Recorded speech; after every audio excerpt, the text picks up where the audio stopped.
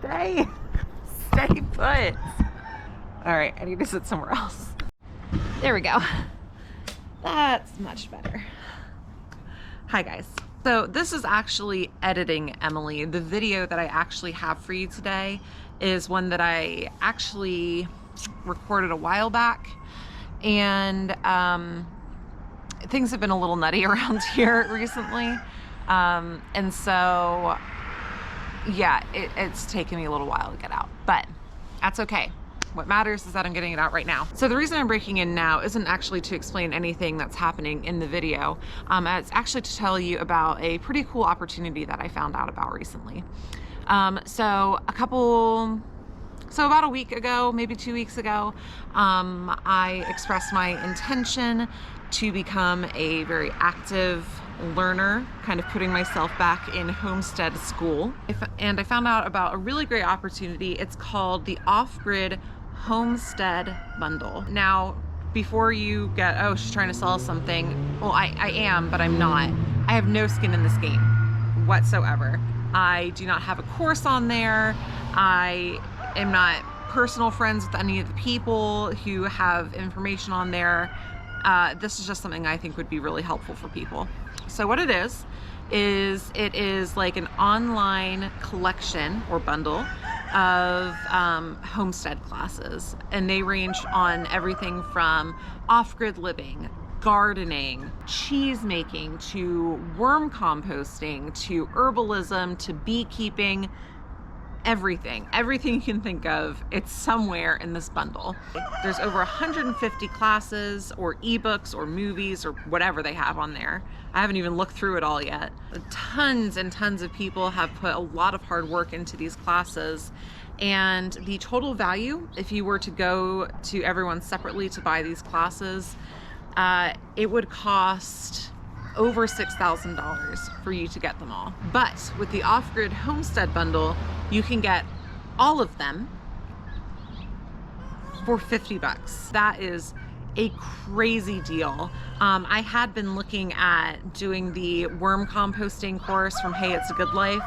I couldn't quite justify the expense because I was hoping to do it for homeschool, but I wasn't quite sure if I should put like educational money towards it, because yeah, yada yada. Anyway, I'm not going to explain my convoluted thought process, but the cost, which is normally 150, 170 bucks for that course, $50, and included with more than 100 other courses.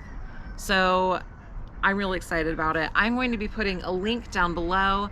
It is Saturday right now. I'm planning on having this posted at about 12 o'clock or 12 p.m. on Saturday Eastern Standard Time, which means that from where I'm sitting right now, you have 36 hours to go and grab this deal for yourself. And I'd really encourage you to do so, because even if it's not something that you're going to be using right this second, having access to this course or to these courses is going to be really cool for your future if you have any intention whatsoever of homesteading. It actually fits in pretty well with today's video because I am doing my first lesson in my own homestead school in this video, which is making fire cider.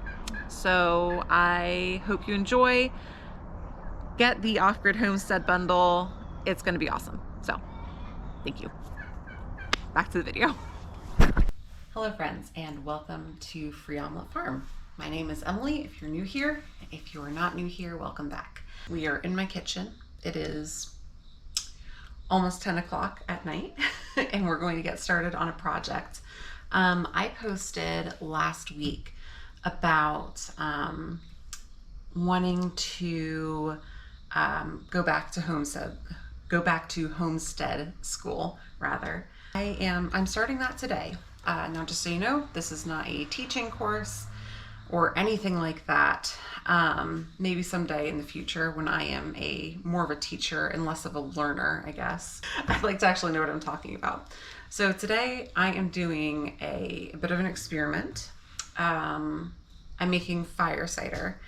Everyone in my family either is sick or has gotten sick in the past few days. And So fire cider seemed like a very appropriate thing to make, even though it's not going to be helpful right now. So for those of you who are unfamiliar with the idea of fire cider is a kind of a herbal tonic, or an herbal remedy tonic, a culinary medicine sort of deal. And it has a lot of ingredients that are antimicrobial. They're very warming and stimulating to the circulatory system.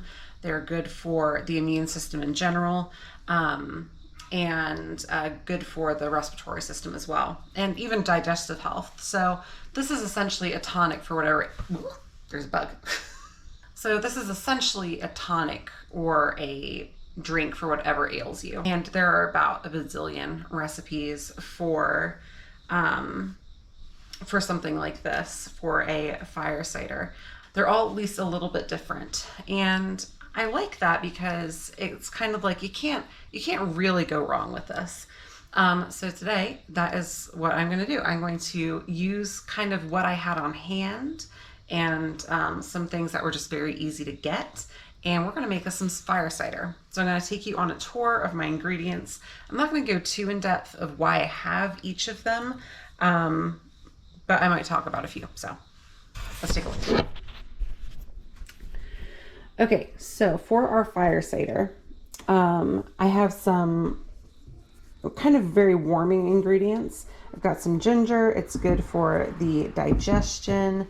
I've got some turmeric. I've got some onions because that seems to be an ingredient in all of them. I don't really know what they do. I've got some thyme because that's supposed to be very good for your respiratory system. I've got jalapenos, which I grew in my garden, which is amazing. I grew the thyme too. I've got some jalapenos. I have some magic bones. This is actually cinnamon.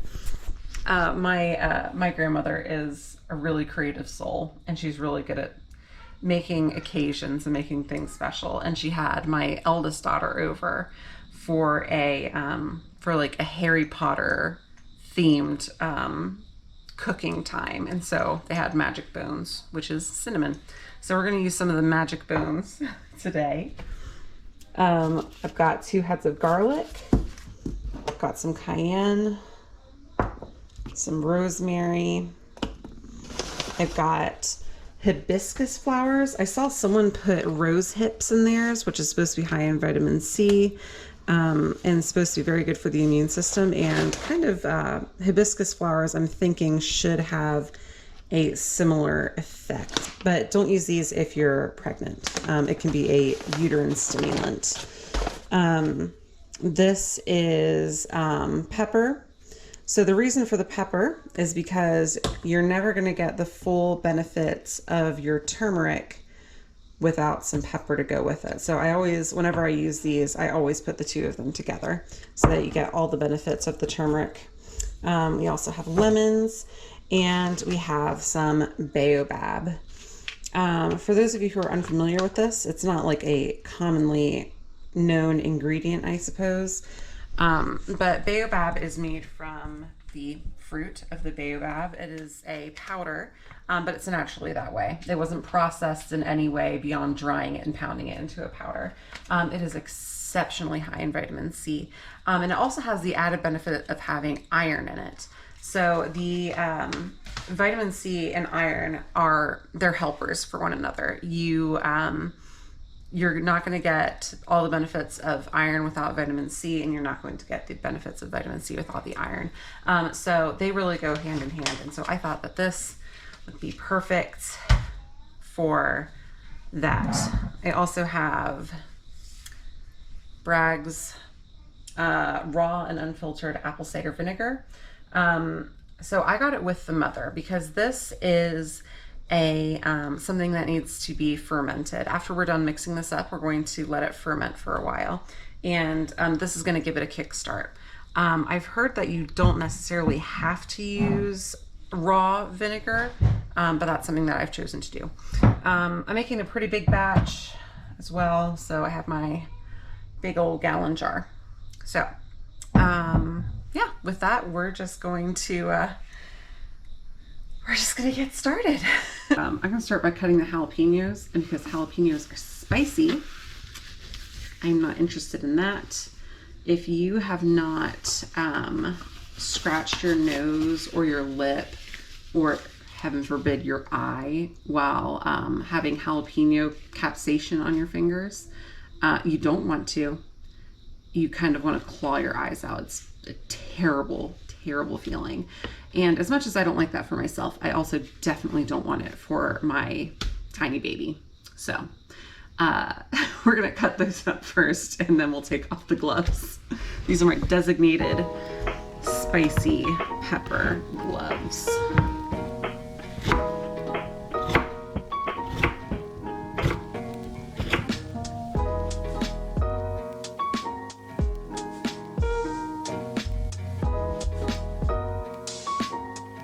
Okay, we've dealt with the most problematic part, so now we'll just get along with the rest of the pungent things chopping.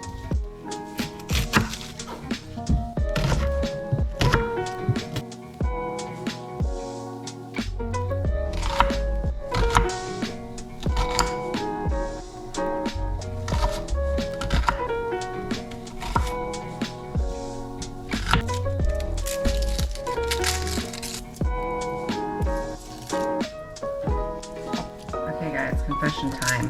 I can't stand peeling garlic. I have this thing about being sticky, and garlic gets so sticky. So yeah, you know, if anyone has a good garlic tip beyond getting one of those garlic presses, that doesn't help anything, you guys. It's not worth it to use a garlic press, but I don't know.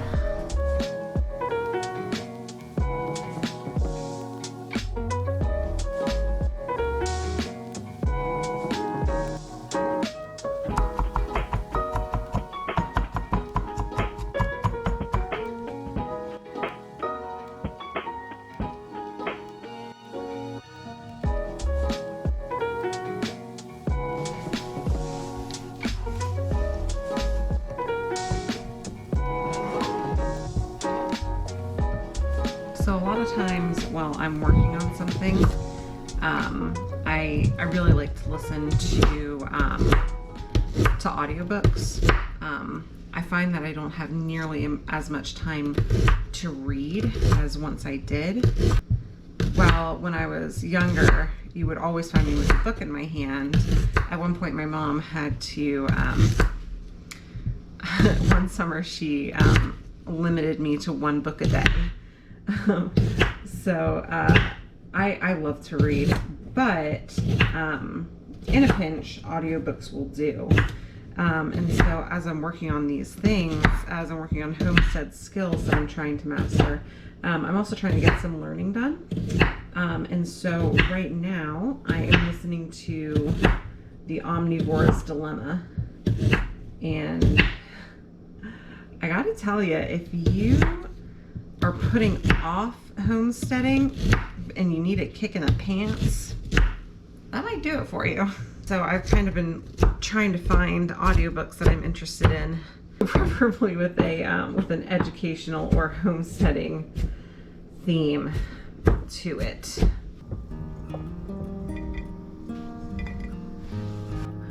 So one of the things I'm not entirely sure what to do with is the lemons.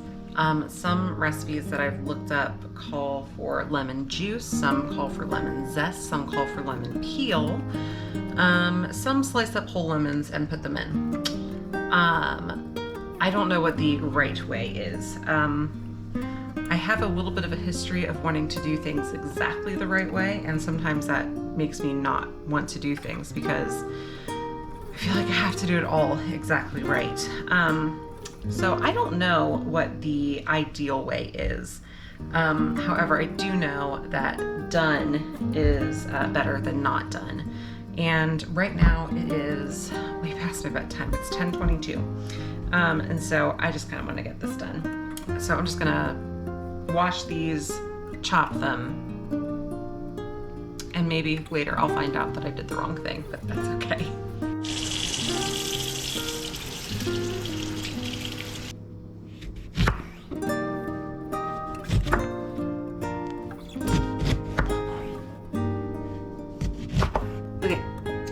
So now we're into kind of a subjective area. Not that all of this isn't. I have no idea how much of these different things to put in. So I am going to not put in too much of the cayenne pepper. I'm not going to do a full 1/4 teaspoon. I'm thinking might be an 1/8, maybe half of a 1/4 of a teaspoon. Turmeric definitely has a bit more of a flavor. However, I'm not sure how old this is. I got a huge bag of it. I don't know how long turmeric lasts. So I'm gonna do a couple tablespoons of this. Now I mentioned earlier about using pepper to enhance the turmeric's goodness. Rosemary, I have no idea. As for our magic bones, we'll do 4 of them. We'll do a couple tablespoons of baobab. I realized I didn't really tell you what baobab tastes like. Baobab it's kind of like a very mild lemon. It's not sour really. It has kind of but it still has kind of like a citrusy, lemony sort of taste to it. Kind of like a sherbet or sorbet or whatever the word is. I don't know. I don't remember. But it works great with it works really great with anything like lemon or orange. It's kind of another reason I decided to put it in this, because there's lemon in it, obviously. All right, last couple things. Some thyme.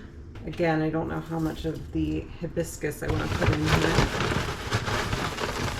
I'll do a couple handfuls. Last step. I'm gonna add some vinegar.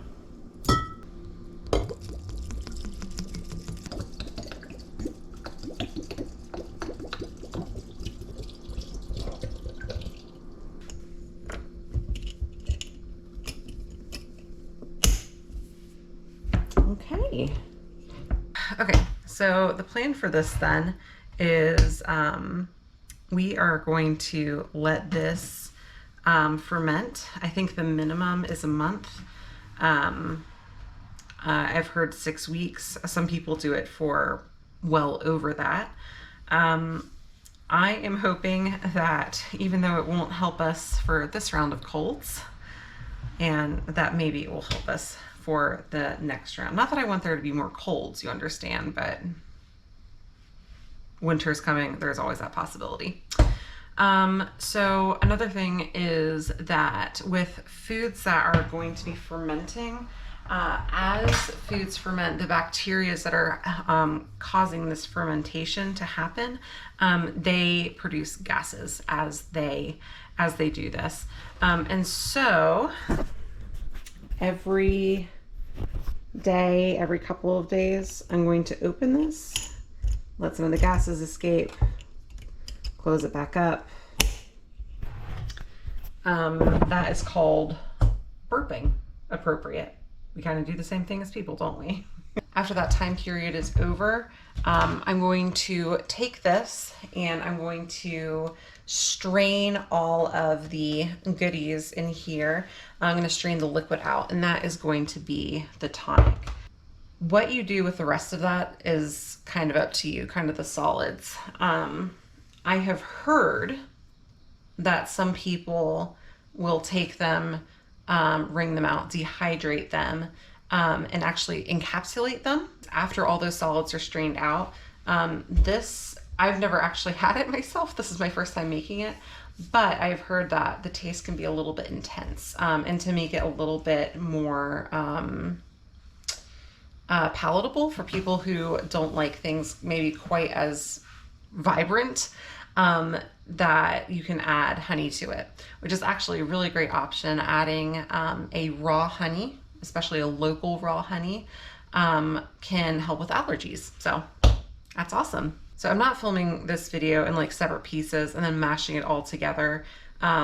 So I'm not going to take you through the burping process as I do that. I'm not going to, at the end of this video, have this thing where I try it for the first time. So what I'm gonna do is I'm going to put up in the corner here a link to the video of me trying this when I actually get that done. But yeah, anyways, thank you so much for joining me making fire cider. I will see you in our next video. Bye.